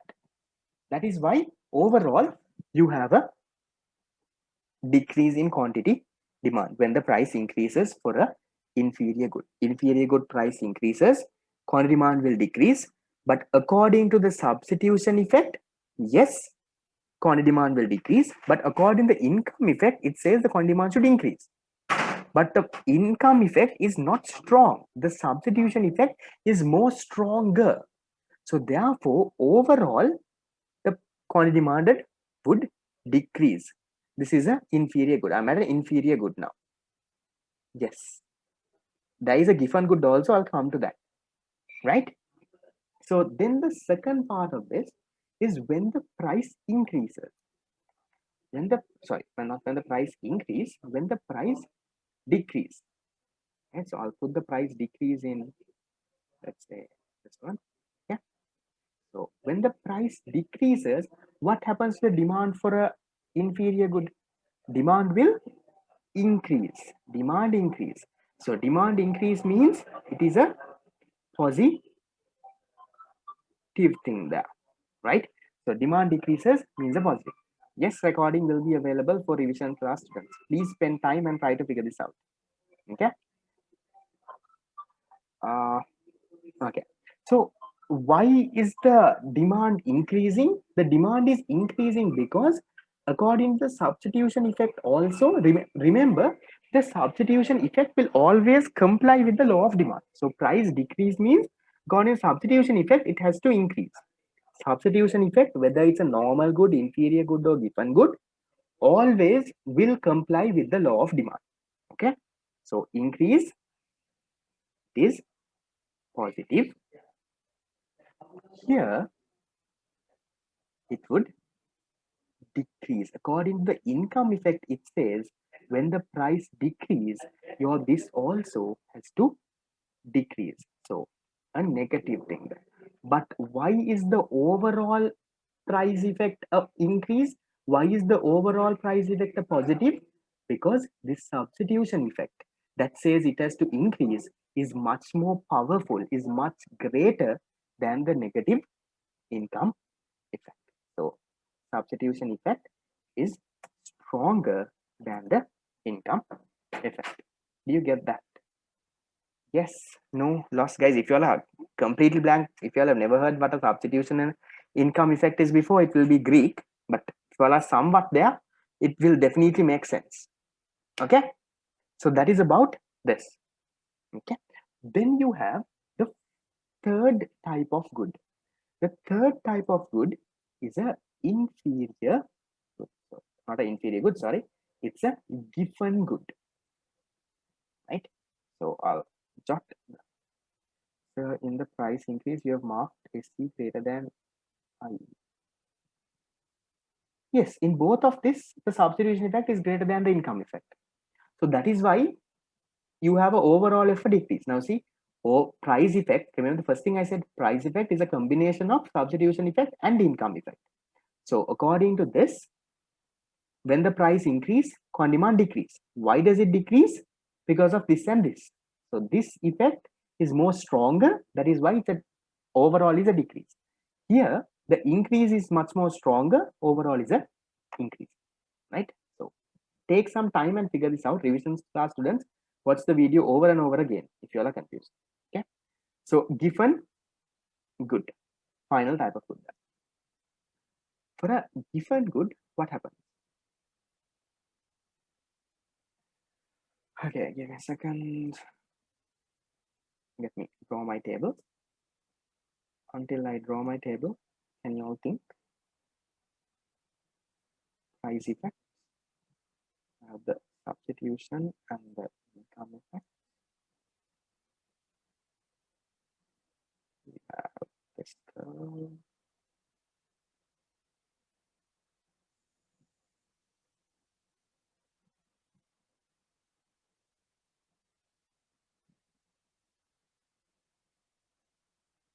This is not that tested in your part 2, but it's tested in MCQs. I'm seeing latest questions, they do test it.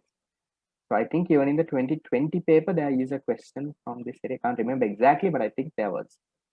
Okay, now look, for a given good, if the price increases, what happens to quantity demand?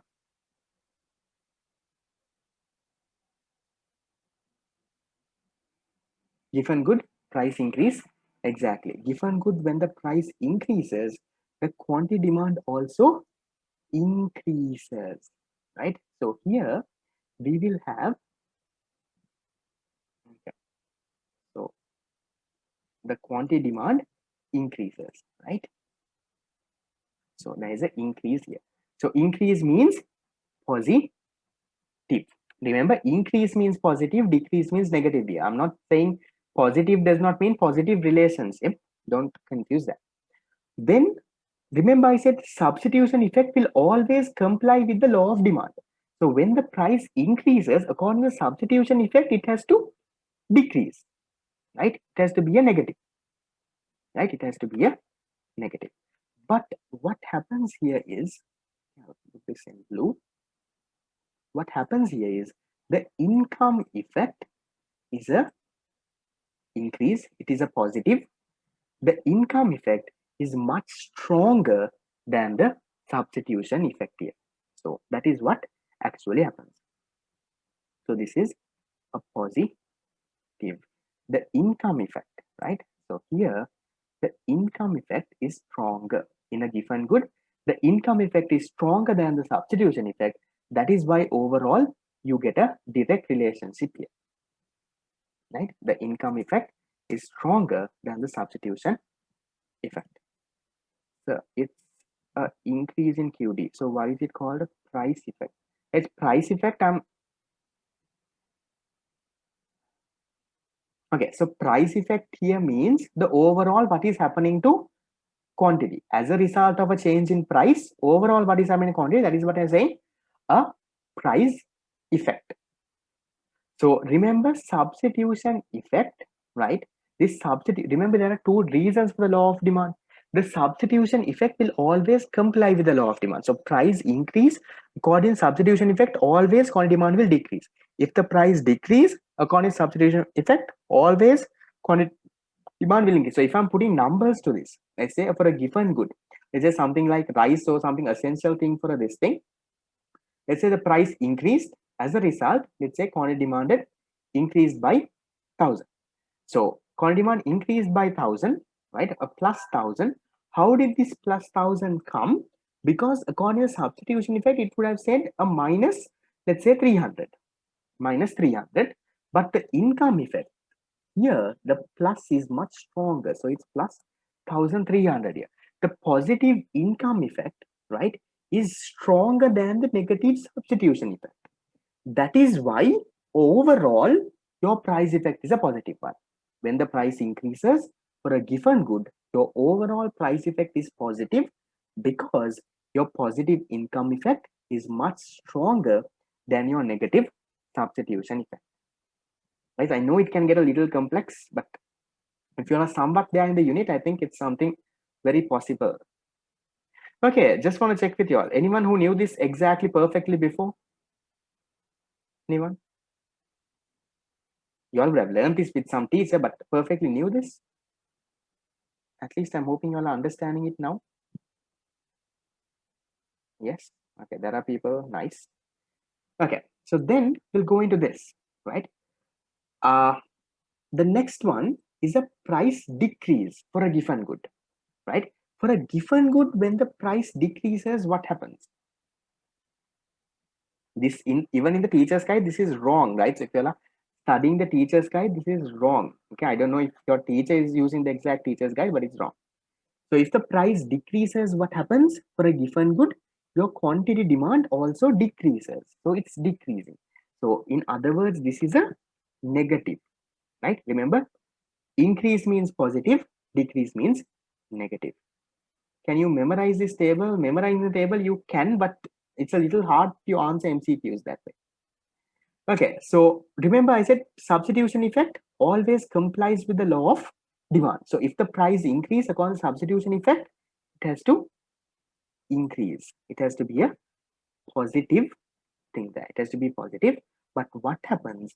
The income effect is much stronger. The income effect, right, says decrease, and that negative income effect is much stronger than the positive substitution. So the income effect is stronger. That is why you get a overall effect as a negative effect. So here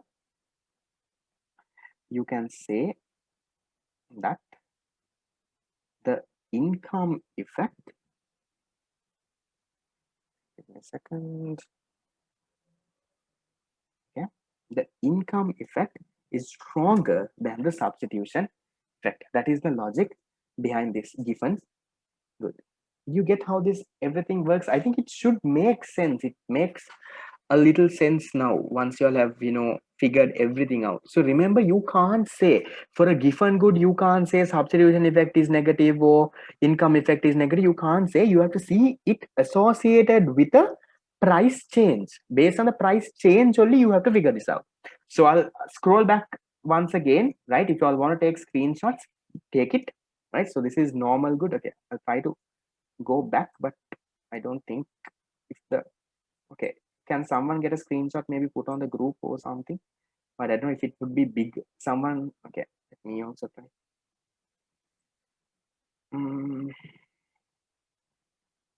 Okay, so I'll put a screenshot on the group. I'll put on one group, I'll put the one on the other group later. Okay, I sent in a screenshot. Fine. Okay, so then now, okay, it will take some time for you to properly go through this. So go through this properly. You're right. Now you will have written it down now, right? So take some time, think what I told, what I talked about, and then properly go through this. Now we'll look at this, right? Think. The table below shows substitution and income effect of a price change of good X. Which one of the following represents the correct combination of substitution and income effect? See, which gives you the correct combination. Inferior good. Okay, inferior good, they're saying price fall. So we'll go to our table. Inferior good, price decrease. So when the price decreases, they're asking for what? Substitution and income effect. So we are here, right? Now I'm checking this part. Inferior good, price decrease, the first option. According to the first option, what happens? The substitution effect should increase, income effect should decrease. Substitution effect increase, decrease. No, they put it the other way around. So not this. Cut. Look at the second one. Second one says inferior good price rises, right? Inferior good price rises, inferior good price rises. When the price rise, what happens? Substitution effect is decrease, income effect is a increase. Let's see, is that what they say in the question? Substitution effect decrease, income effect says, this also says decrease. So not this as well. You can't go with this, cut. Third one, inferior good price rises. So inferior good price rises, substitution should be decrease, income should be increase. Substitution says increase, increase. No, you can't go there, right? So third is also wrong. Fourth one, they say normal good price falls, normal good price decrease. So then the substitution effect should be increase, income effect should be increase. Can you see this one makes sense? Normal good price falls, substitution increases, demand increases. That is exactly what I have written here as well. So if you have properly understood this, I don't know how your teacher taught you, but if you figure the logic that I taught you, you can easily figure out and it will make sense that this is the answer. All the others are wrong as well. So the last one, normal good price rises. What happens? Substitution is negative, income is also negative. So it can't be increase and decrease, it should be decrease and decrease. So fifth one is also wrong, right? So the fourth one is the answer there, right? Guys, I'm hoping you all did understand this, right? It's, if you all have understood what I think you're in a very, very good level, right? If you can really get it. People who did not get it, that's fine, right? Others just try to go through, try to clarify it from a friend. Revision people, you'll have this video, right? Watch it over and over again, try to figure it. Still, if you all are lost, we'll try to do what we can do. Okay, that, so that is that. Okay, that took a lot of time. Okay, we'll do this. Okay, we'll hurry up, we'll do it very faster now. Okay, the sixth one, which of the following would shift the supply curve to the left? Supply curve shifting the left means supply has to decrease. Which of this will shift the supply to the left? Easy one. Answer number one. So answer number one, if the cost of production increases, supply will decrease. None of the others will cost the same thing. Okay, easy one. Factors affecting supply. Then moving on to this. Okay, again, very, very easy. If the demand for public service, public transport service decreased when a person's income increased, then public good is what? Public good is when your income is increasing, you're buying less, the demand is decreasing. So it is what type of good? It's an inferior good. That is the one there. Okay, that. Guys, if you have missed answers or anything, after the class I'll clarify. Okay, question number 8. The diagram below shows the demand curve for good X. Change in market equilibrium quantity from point A to B would have most likely be caused by. So think practically, right? So you would have had a demand curve like this, that is, sorry, a supply curve like this. That is why you had an equilibrium at A. Now you're having an equilibrium at B. So your supply would have gone like this. Your supply would have increased. So that is how you could have moved from A to B, equilibrium point. So what could have been the answer? The answer could have been some answer that says that the supply will increase. So which answer says the supply will increase? Number 4, a decrease in the cost of production. When the cost of production falls, supply will increase, equilibrium will move from A to B. Simple one. Okay. Question number 9. Okay. Suppose a hypothetical commodity market is in equilibrium at 100 per unit. Now assume that the market supply changes from being elastic at each price to become inelastic at each price, and the market equilibrium price does not change. What is the effect of this change on consumer surplus, producer surplus? Okay, so this is a good question. Yes, if you all have missed questions, guys, I'll come at the end. Okay, right. So how can you figure this question out? You figure this question by drawing the diagram, right? So let's say you had a normal situation, right? You had your demand curve, you had, okay, so they're saying supply from being elastic. So you had an elastic supply curve, right? So you had a curve like this. So when you had an elastic supply curve, what happened? This was equilibrium This was consumer surplus, right? This up part is consumer surplus. This down part here is producer surplus. Give me a second. Okay, this down part here is producer surplus. Do you all agree there? Yes. And then they say that moves from being elastic to inelastic. Now they go to inelastic. So this curve, right? This, okay, this line here. Okay, why can't I get this line separately? Okay, I'll draw it again, right? So which curve moves? So your supply curve. Your supply curve becomes inelastic now. So it becomes like this, right? So when this happens, what do you think happens here? Now, has your, okay, now assume that the market supply curve changes, equilibrium price and quantity does not change. So that means it should go right through this equilibrium point again. So now can you see consumer surplus is the same thing. Consumer surplus is unchanged. But can you see the producer surplus now?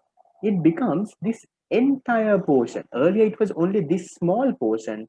Now producer surplus becomes this entire portion. The new orange curve and the demand curve. So when the supply moved from elastic to inelastic, what happened? The producer surplus increased. Consumer surplus, that triangle did not get affected. That remained the same. So answer number 3. Okay, unchanged, increase. Easy one. Question number 10. Okay, question number 10 is saying the diagram below shows the market demand and supply curves. Equilibrium price could rise from P1 to P2 if what happens?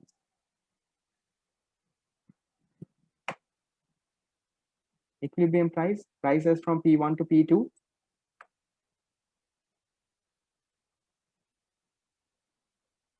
How can it happen? 1, 2, 3, 4, 5. If consumer income increased, can happen, right? If consumer income increased, right, you can go from here. So your demand curve can increase. So equilibrium price can be P2. So can happen. Price of a complementary product increase. So if complementary product increase, your demand would fall. So no, you can't go from P1 to P2. Not 2. 3, cost of production was substantially lower. Cost of production lowered means your supply would increase. So if your supply increases, you would go equilibrium here. You still did not go to P2, not 1, 2, and 3. Subsidies on the product increase. So subsidies increase again, a rightward shift will supply curve. So again, you can't go to P2. Look at the fifth one. Now, this is the confusing one. P2 was set at the legally maximum price. Now, remember, something above the equilibrium is a minimum price. Now, no point setting a maximum price above the equilibrium. So, if you set a maximum price above the equilibrium, maximum price means that is the maximum you can sell it. So, you will go back to equilibrium. Then you can sell it at any point less. It's legal to sell it at any point less. If this question said setting P2 as a legally minimum price, then that could have also been an answer. But here they're saying maximum price. Remember, maximum price setting above equilibrium, there is no point. Right? I hope you all know the logic behind that. So answer is number 1, consumer income increase. When the consumer income increase, the demand will increase. So when the demand increases, demand curve shifts, you can get a price of P2 as equilibrium. Answer number 1 there. Okay, done. Question number 11. Okay, so we'll do this. Question number 11. Okay, assume that a private education institute, the internet service at first was made available to its students at no charge. Later on, the institute decided to charge 100 per hour for the internet users, and their demand curve for internet service is shown in the diagram below. The value of the loss in consumer surplus after the introduction of the hourly charge. So if the thing was given for free, remember I said you all before as well, right? Question has come in before also. If the thing was given for free, the consumer surplus is this entire thing. Can you all tell me what is the area of the triangle there? They're asking the loss in consumer surplus. What is the area of this entire triangle? Someone, anyone? No one did it? Okay, so after the consumer, after they put a this thing, after they put a price of 100, only this part becomes consumer surplus. So what is the loss in consumer surplus? This entire part here is a loss in consumer surplus. So how do you find it? You find consumer surplus before, you find consumer surplus after, and then you get the thing. So 45,000 is the consumer surplus before. I'm going with the answers that you all have given me, right? So you all are saying CS before is 45,000. What is the CS after? CS after is only 5,000, is only 5,000. So then what is the change? What is the loss? They have lost consumer surplus by 40,000. So they are asking the loss in consumer surplus. Be very careful. They're not asking you for the new consumer surplus or the old consumer. They're asking for loss. Earlier 45, now 5. So the loss is 40,000 is there. Okay, done. Question number 12. Okay. So according to this, the table below shows the demand and supply schedules for a consumer good before and after the imposition of a unit tax. Right. Quantity supplied before tax, quantity supplied after tax. Done. What was the tax per unit and the amount of price change after tax? Okay. So price change after tax, you can figure that out easily. First, figure out what is the equilibrium price. Before, equilibrium was at 75. Can you see? Quantity demand, quantity supply. Now, can you let me know where is the equilibrium at? Where do you have demand and supply equal? Quantity demand and quantity supply after tax. Where is it equal? At which point? At 85? Yes, at 85, can you see? This is this, and this is also 650. So now, what do you think the price change is then?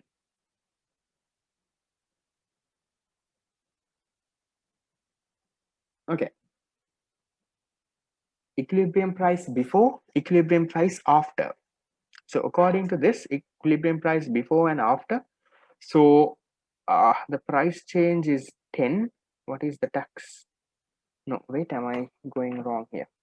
Okay, what is the answer that they've given in this? Can you let me know what's the answer that is there in the book? Answer in the book is 1 or 2. Price change after tax. Price change after tax. Okay, that is there. Price is going from that to that. Okay, right. Demand is perfectly inelastic. Right. That is why I was confused. Can you see the demand is perfectly inelastic here? The demand is not changing. Can you remember the basic logics that I would have explained? Higher the inelasticity, higher the tax burden. Do you all remember that part?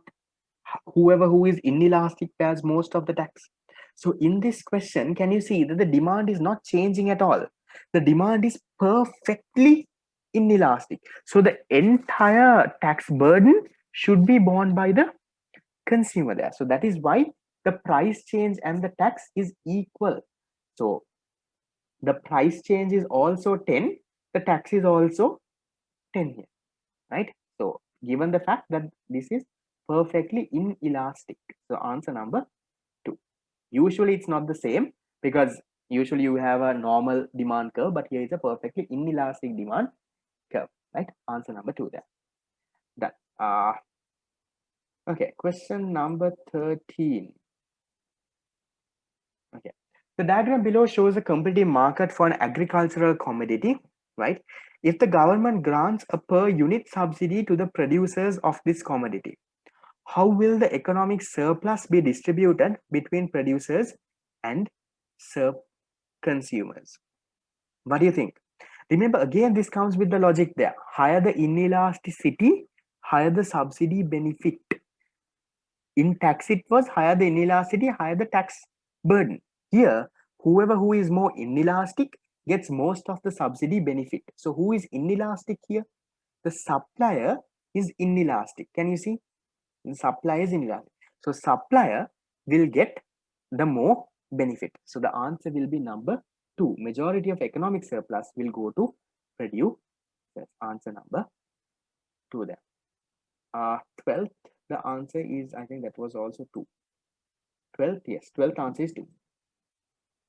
Okay, 13 is also 2, then we have 14. Okay, easy one. An effective price flow would, what is the effective price flow? Price flow you put to support whom?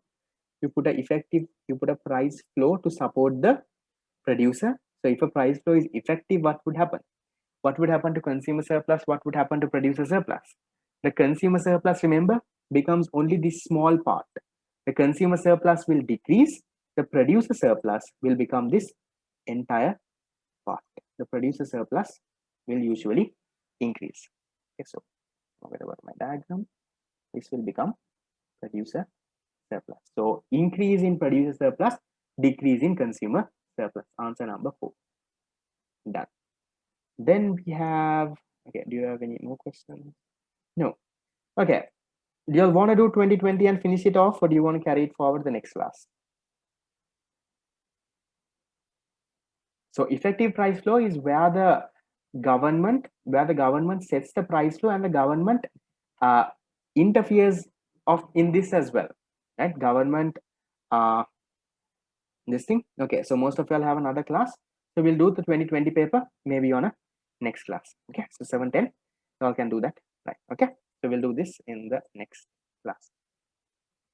Okay, so I'll end the recording, right? So if y'all have any questions, y'all can stay and clarify. The others, have a good day. See you guys.